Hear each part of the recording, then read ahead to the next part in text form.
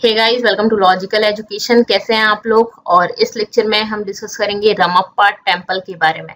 Ramappa temple को UNESCO world heritage site tag मिला है 2021 में। ये क्यों मिला है, क्या ऐसी खासियत है जिसकी वजह से रमप्पा टेम्पल को UNESCO world heritage site tag मिला है, इसके बारे में हम इस लेक्चर में डिस्कस करेंगे, काफी डिटेल में डिस्कस करेंगे। तो चलिए स्टार्ट करते हैं।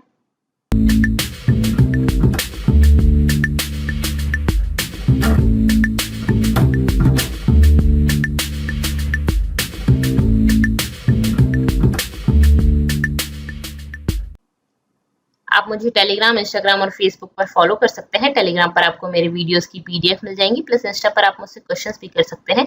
और इसके अलावा अभी तक आपने चैनल को सब्सक्राइब नहीं किया है तो आप इसको सब्सक्राइब कर लीजिए, जिससे मेरे नेक्स्ट वीडियोस के नोटिफिकेशन आपके पास पहुंच जाए। अब बात करते हैं इस रमप्पा टेम्पल के बारे में।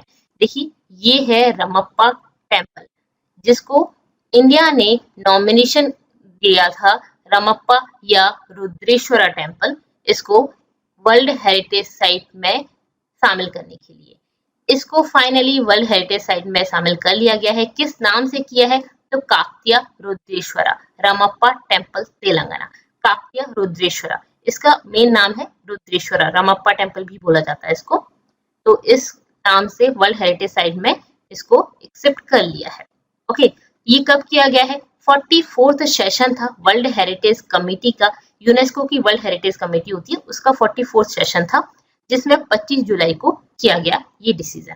ओके, अब बात आती है कि ये जो रुद्रेश्वरा रमप्पा टेम्पल है, उसका नॉमिनेशन किस तरह से किया गया। तो देखिए, अभी जो वर्ल्ड हेरिटेज कमेटी है उसकी मीटिंग्स ऑनलाइन चल रही हैं, क्योंकि कोविड पैंडेमिक की वजह से ये 2020 में मीटिंग्स कंडक्ट नहीं हो पाई थी, और नॉमिनेशन 2020 और 21 के लिए सारे के सारे ऑनलाइन किए गए और अभी ये चल रहे हैं। इसमें जो रमप्पा टेम्पल है उस पर डिसीजन हुआ 25 जुलाई 2021 को, संडे को। और ये जो वर्ल्ड हेरिटेज कमेटी होती है जो इस पर डिसीजन लेती है, इसमें 21 मेंबर्स होते हैं। कितने मेंबर्स होते हैं? 21 मेंबर्स होते हैं। और अभी इसको चेयर कर रहा है चाइना। ओके, तो चाइना इसका चेयरपर्सन है और इसमें 21 मेंबर्स होते हैं। ओके, अब ये जो रमप्पा रुद्रेश्वरा टेम्पल है, आप यहाँ पे देख रहे हैं कितना यूनिक दिख रहा है। यहाँ पे काफी कुछ जैसे ये पिलर्स पर बनाया गया है। तो जो रुद्रेश्वरा रमप्पा टेम्पल है ये कहाँ पर है? ये तेलंगाना में है। तेलंगाना में कहाँ पर है? तो पालमपेट, मुगुलू डिस्ट्रिक्ट, वारंगल के पास में, तेलंगाना में है। ठीक है, और इसको कब बनाया गया था? तो 1213 एडी में बनाया गया था, काकतीय एम्पायर के टाइम पर। काकतीय एम्पायर के टाइम पर 1213 एडी में बनाया गया था। किसने बनवाया था? तो गणपति देवा किंग थे काकतीय एम्पायर के, जिनकी एक सेनापति थी रचार्ला रुद्रा, इन्होंने बनवाया था। और इसमें एक मूर्ति है, किसकी? रामलिंगेश्वर स्वामी, मतलब कि शिव जी की मूर्ति इसमें है। ओके, और इसको बनाने वाला जो कारीगर, जो आर्किटेक्ट था, उनका नाम था रमप्पा, और इस वजह से इस टेम्पल का नाम पड़ गया रमप्पा। और ये पहला ऐसा टेम्पल है, सिर्फ और सिर्फ एक ऐसा टेम्पल है जिसका नाम उसको बनाने वाले आर्किटेक्ट के नाम पर पड़ा, रमप्पा। ओके, तो इस वजह से इसको रमप्पा रुद्रेश्वरा टेम्पल बोलते हैं। ठीक है, और ये जो इसमें आर्किटेक्ट थे, उन्होंने 40 साल तक इसमें काम किया था। ये 40 साल में बना और 40 साल इन्होंने इसमें वर्क किया, और इसीलिए इनके नाम पर इसका नाम पड़ गया। ओके, अब बात आती है कि ये जो रुद्रेश्वरा रमप्पा टेम्पल है, ये क्यों इसमें सम्मिलित किया गया है। तो देखिए, पहली चीज तो इसका काफी डिस्टिंक्ट स्टाइल है, टेक्नोलॉजी, डेकोरेशन जो इसमें यूज किया गया है, यहाँ पे जो पिलर्स यूज किया गए हैं, ये शो करता है काकतीय स्कल्पचर को। ठीक है, उस टाइम का जो था उसको बताता है, वो उसकी जो ये आप जो देख रहे हैं उसकी कारीगरी उसको दिखाता है। यहाँ पर जो पिरामिडल ये जो बीम बना हुआ है, ये जो आपको दिखाई दे रहा है, ये horizontally stepped tower light weighted bricks से बना हुआ है, जो फ्लोटिंग ब्रिक होती हैं, जिसको पानी में अगर आप डालेंगे तो वो फ्लोट करेंगी। ठीक है, मतलब इनमें वेट नहीं होता, इसकी वजह से इसका जो रूफ है उसका वेट कम है। ठीक है, तो ये शो करता है इसके रूफ का कम वेट।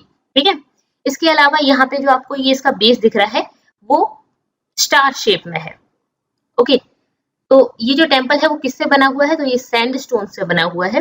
डेकोरेटेड बीम्स और जो पिलर्स हैं, यहाँ पे आपको जो पिलर दिख रहे हैं वो ग्रेनाइट और डॉलराइट के बने हुए हैं। ग्रेनाइट ब्लैक कलर का पत्थर होता है, डॉलराइट ग्रीन टाइप का, ग्रीनिश टाइप का पत्थर आपने देखा होगा, डार्क ग्रीन। तो इससे बने हुए हैं इसके पिलर्स और जो बीम्स है, और उनपे काफी बड़ी अच्छी कलाकृति करी गई है। यहाँ पे आपको दिखाई दे रहे हैं, ये देखिए। इसके अलावा अगर हम बात करें, ये जो आपका टेम्पल है उसमें और क्या क्या यूज किया गया है, तो 6 फीट का हाई स्टार शेप्ड प्लेटफॉर्म है। ये जो नीचे का प्लेटफॉर्म आपको दिखाई दे रहा है, ये आपका 6 फीट का है, स्टार शेप प्लेटफॉर्म है, ठीक है। इसके बाद जो ये आपको दिख रहा है, ये सबसे नीचे वाला जो प्लेटफॉर्म है वो स्टार शेप्ड प्लेटफॉर्म है। इसमें जो पिलर्स हैं, ठीक है, पिलर्स हैं, सीलिंग्स और जो कॉम्प्लेक्स है, इस पे अच्छी अच्छी कलाकृति की गई है।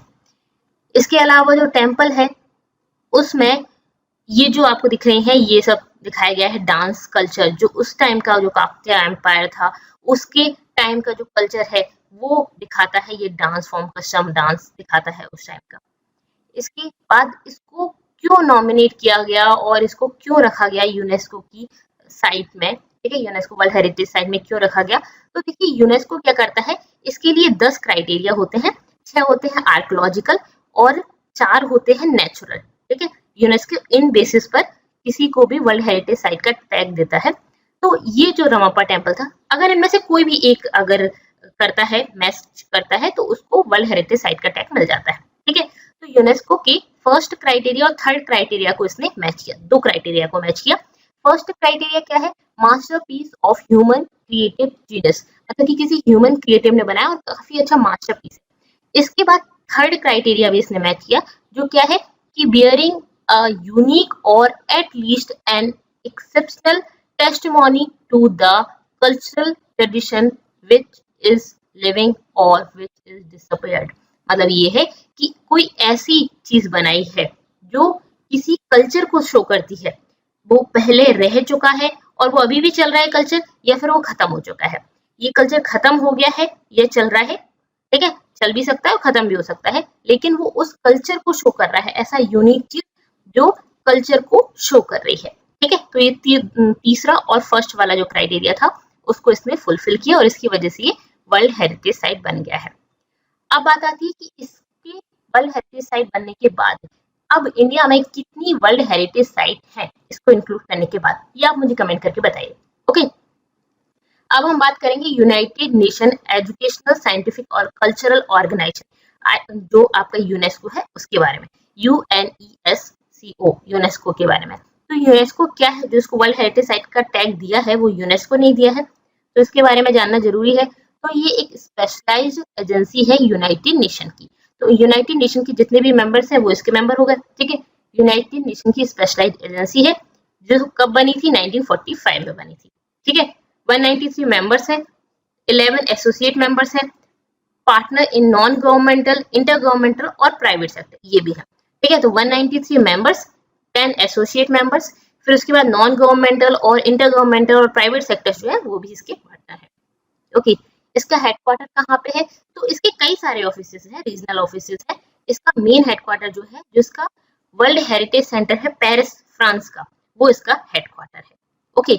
इसका एम क्या है, बेसिकली करता क्या है वह यूनेस्को, तो ये प्रमोट करता है वर्ल्ड पीस और सिक्योरिटी को।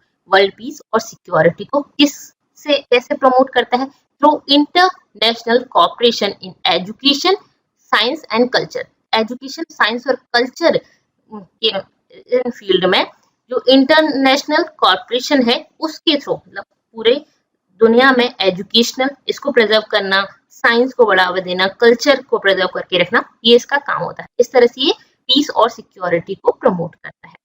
इसके 5 मेजर प्रोग्राम्स है, मतलब कि 5 मेजर फील्ड्स में ये वर्क करता है। बेसिकली एजुकेशन की फील्ड में, नेचुरल साइंस की फील्ड में, साइंस है जो नेचुरल साइंस है, ठीक है। सोशल ह्यूमन साइंस जो है इन्होंने बनाई है, ह्यूमन ने बनाई है, ठीक है। कल्चर है उसको प्रिजर्व करना। इसके बाद कम्युनिकेशन, इंफॉर्मेशन। तो ये 5 मेन फोकस एरियाज हैं जिस पर यूनेस्को वर्क करता है, ओके। अब जो यूनेस्को है वो इंडिया में या ये जो वर्ल्ड हेरिटेज साइट का टैग देता है वो किस तरह से देता है। बेसिकली अगर कोई भी, जैसे लाइक ये आपका टेम्पल है, ये वर्ल्ड हेरिटेज साइट हो गया है, तो अब इसको यूनेस्को प्रिजर्व करेगा, ठीक है। यहाँ पे उसके लिए पैसा वगैरह आएगा तो यूनेस्को प्रिजर्व करता है। प्लस यहाँ पे और क्या फायदा है, तो इससे हमारे यहाँ पे टूरिज्म बढ़ेगा, ठीक है, हमारे देश की इकोनॉमी को फायदा होगा, एम्प्लॉयमेंट बढ़ेगा। अब जो यूनेस्को है वो वर्ल्ड हेरिटेज साइट कैसे देता है, तो क्यों देता है, और ये तो इसके लिए कन्वेंशन हुआ था 1972 में, वर्ल्ड हेरिटेज कन्वेंशन यूनेस्को का 1972 में हुआ था। ये जो कन्वेंशन था उसमें जिन जिन मेंबर कंट्रीज ने साइन कर दिए वो उनके यहाँ पे ये चीज हो जाएगी। अब इंडिया ने ये कन्वेंशन एक्सेप्ट किया था 1977 में, ठीक है, कब किया था? 1977 में। ओके, फर्स्ट साइट जिसको यूनेस्को ने एक्सेप्ट किया था as a world heritage site, ये किया गया था 1983 में, और इसमें एक साइट नहीं थी। इंडिया में अजंता की caves, Ellora caves, Agra fort और ताजमहल, ठीक है, ये 4 किए गए थे 1983 में। ओके, क्लियर है? ठीक है। लेटेस्ट साइट कौन सी है? तो ये तो आपको पता ही है, रमप्पा टेम्पल तेलंगाना 2021 में। अगर कोई होगा तो फिर इसके बाद मैं आपको बताऊंगी। अभी लेटेस्ट कौन सा है? रमप्पा टेम्पल, जो 25 जुलाई को किया गया है। महाराष्ट्र जो है उसमें हाईएस्ट नंबर ऑफ साइट्स है। महाराष्ट्र के पास 6 साइट्स हैं UNESCO world heritage site. India में हाईएस्ट नंबर पर महाराष्ट्र है, ठीक है, कितनी? 6 है। यूनेस्को ने पहली बार कब, मतलब इंडिया में वर्ल्ड हेरिटेज साइट का टैग किन किन को मिला था? तो अजंता, एलोरा, आगरा फोर्ट और ताजमहल 1983 में। लेटेस्ट किसका है? तो रमप्पा टेम्पल। महाराष्ट्र में हाईएस्ट नंबर ऑफ साइट्स है, दैट इज 6।